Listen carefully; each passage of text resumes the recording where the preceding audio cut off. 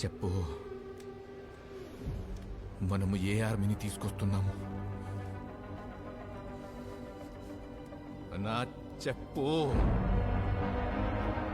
మన ఆర్మీ ఎక్కడుంది? మేం కూడా ఒక ఆర్మీని తీసుకురావడానికి బయలుదేరాం.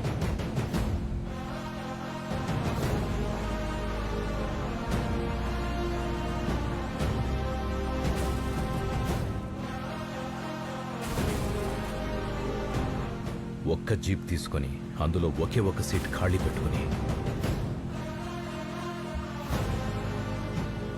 ఆ ఒక్క సీట్లో ఏ ఆర్మీ పడుతుందా అని నేను ఎదురు చూశాను.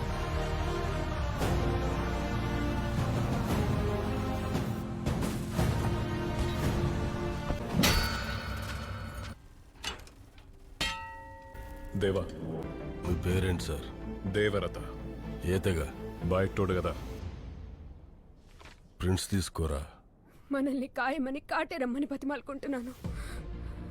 మనం ఎంత దేవుళ్ళన్నా ఈ పడావు పడ్డ భూమి మీదకి ఏ దేవుళ్ళు రారని ఎన్నిసార్లు చెప్పాలే. గోడను చూసే భయపడ్డాడు రా. జాగ్రత్త సార్, లోపలికెళ్ళినాడు ఎవ్వడు బయటకు రాలేదు.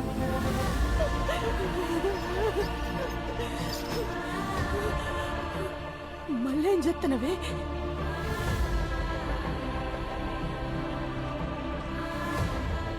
పెద్ద పెద్ద గోడలు కట్టేదే భయపడి, బయటికి ఎవడిపోతాడని కాదు. దేవుళ్ళు ఎట్లనో రారన్నావు కదనే, అందుకే ఇటు తిరిగి మొక్కుతున్నా. లోపలికి ఎవడొస్తాడని. రాక్షసుడన్నా వస్తాడేమోనని. 25 ఏళ్ల తరువాత ఇచ్చిన మాట కోసం పుట్టిన నేలకి తిరిగొచ్చాడు.